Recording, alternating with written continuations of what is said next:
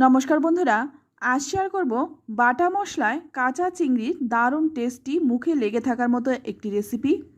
গরম গরম ভাতের সাথে এই রকম চিংড়ি মাছের একটি রেসিপি থাকলে আর কোনো কিছুরই প্রয়োজন হবে না। মাত্র 10 মিনিটেই বানিয়ে নিতে পারবেন। খেতে অত্যন্ত সুস্বাদু হয় আর বানানোর পদ্ধতি তো একদম সহজ। ঘরে থাকা সাধারণ কিছু মশলাই তৈরি হয়ে যায়।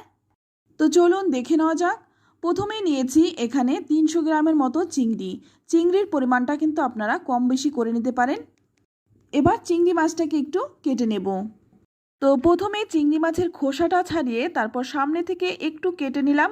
তারপর দেখুন একটা সুতোর মতো টানলেই কিন্তু বেরিয়ে আসবে।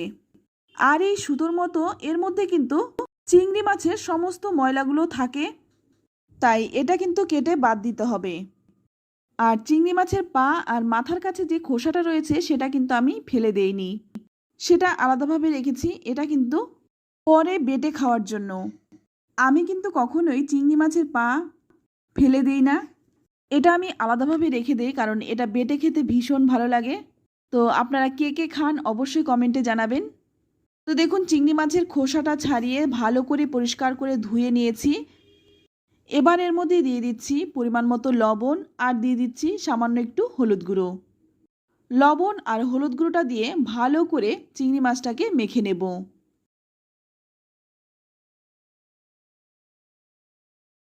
তো দেখুন খুব ভালোভাবে মেখে নিলাম। এবার এটা পাশে রেখে দিয়ে আমি কিছু মশলা বেটে নেব। তার জন্য নিয়েছি এখানে শিলপাটা।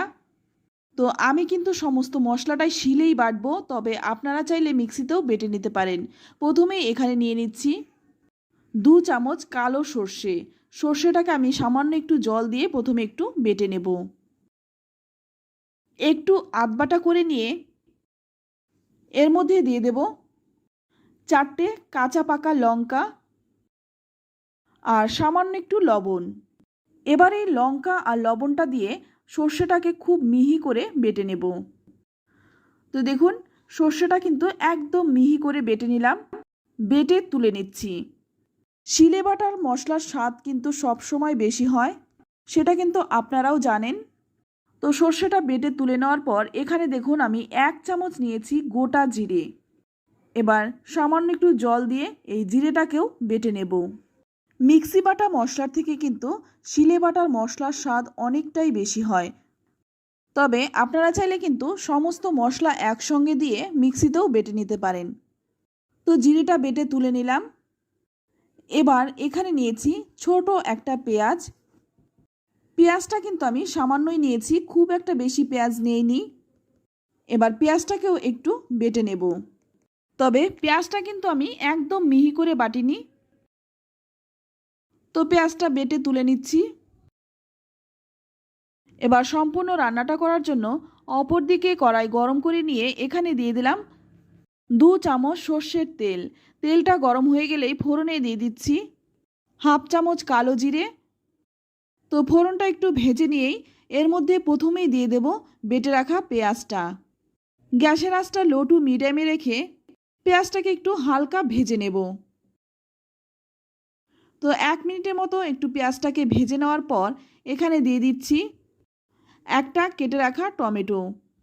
এবার পেঁয়াজের সাথে টমেটোটাও একটু নেড়েচেড়ে নেব। একটু নেড়েচেড়ে নিয়ে এখানে দিয়ে দিলাম জিরে বাটাটা। জিরে বাটাটা দিয়ে টমেটোর সাথে একটু কষিয়ে নেব, যাতে টমেটোটা একটু নরম হয়ে যায়। টমেটোটা যখন নরম হয়ে যাবে তখন এর মধ্যে দিয়ে দেব বেটে রাখা সর্ষেটা। তো আমি কিন্তু এখানে সম্পূর্ণ বাটা মশলাটা দিয়ে দিলাম। এবার একটু নেড়েচেড়ে মিশিয়ে নিচ্ছি। তো ভালো করে কষানোর জন্য এখানে সামান্য একটু জল দিয়ে দিলাম। এবার এই সমস্ত মশলাটা খুব ভালো করে কষিয়ে নেব। তো এবার আমি এখানে দিয়ে দিচ্ছি সামান্য একটু হলুদ গুঁড়ো আর দিয়ে দিচ্ছি পরিমাণ মতো লবণ। দিয়ে দিচ্ছি খুব সামান্য কয়েক দানা চিনি, তবে আপনারা চাইলে চিনিটা নাও দিতে পারেন। এবার এই সমস্ত মশলাটা খুব ভালো করে একটু কষিয়ে নেব। তো বন্ধুরা, চিংড়ি মাছ কিন্তু অনেকেই আছেন ভীষণ পছন্দ করে, আবার অনেকেই আছেন একদমই খেতে চান না। তারা যদি একবার এইভাবে রান্না করে খান তারাও কিন্তু আঙুল চেটে খাবে। মশলাটা থেকে যখন তেল ছেড়ে দেবে তখন এর মধ্যে দিয়ে দেব নুন হলুদ মাখিয়ে রাখা কাঁচা চিংড়িটা। চিংড়ি মাছ যদি না ভেজে এইভাবে কাঁচা চিংড়ি রান্না করা হয় এর স্বাদ কিন্তু অনেকটাই বেশি হয়। তো চিংড়ি মাছটা দিয়ে এবার ভালো করে নেড়েচেড়ে মিশিয়ে নিয়ে তারপর একটা ঢাকা দিয়ে রাখবো 5 মিনিট। ততক্ষণে এখানে আমি 1 চামচ পোস্ত বেটে নেব। তো সামান্য একটু জল দিয়ে পোস্তটা বেটে নিচ্ছি। পোস্তর পরিমাণটা কিন্তু আমি খুব সামান্য দিয়েছি, 1 চামচ পোস্ত দিয়েছি। তো পোস্তটাকে খুব ভালো করে একটু বেটে নিলাম।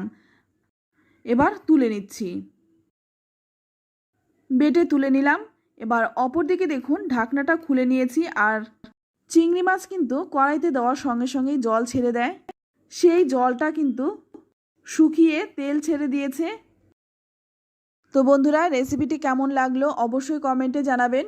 ভালো লাগলে লাইক কমেন্ট শেয়ার করবেন। আর আমার চ্যানেলে নতুন হয়ে থাকলে চ্যানেলটা সাবস্ক্রাইব করে নেওয়ার অনুরোধ রইল। তো দেখুন চিংড়ি মাছটা কিন্তু ভালো করে কষিয়ে নেওয়ার পর এবার আমি দিয়ে দিচ্ছি বেটে রাখা পোস্তটা।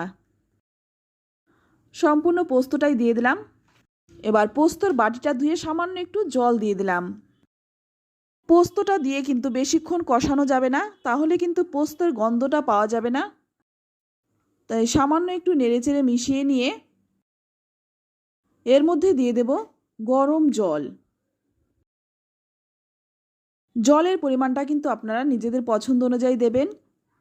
তো আমি কিন্তু একটু হালকা ঝোল রেখেছি, তাই সেই বুঝে জলটা দিয়েছি। তবে আপনারা যদি চান জলটা না দিয়ে শুধুমাত্র এইভাবে কষিয়েও কিন্তু খেতে পারেন,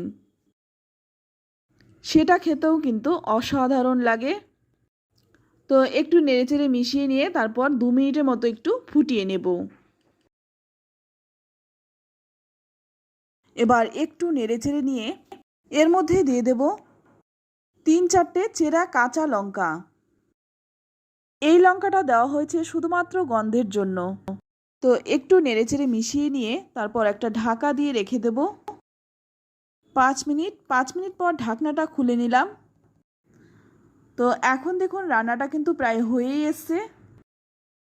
তো আমি কিন্তু এর থেকে আর বেশি শুকনো করব না।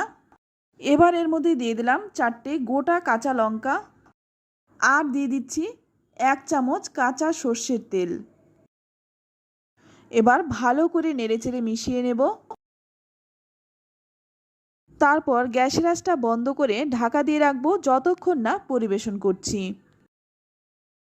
তো আমি একটু পরিবেশন করে দেখিয়ে দিচ্ছি দেখতে কতটা লোভনীয় হয়েছে, খেতেও কিন্তু দুর্দান্ত হয়।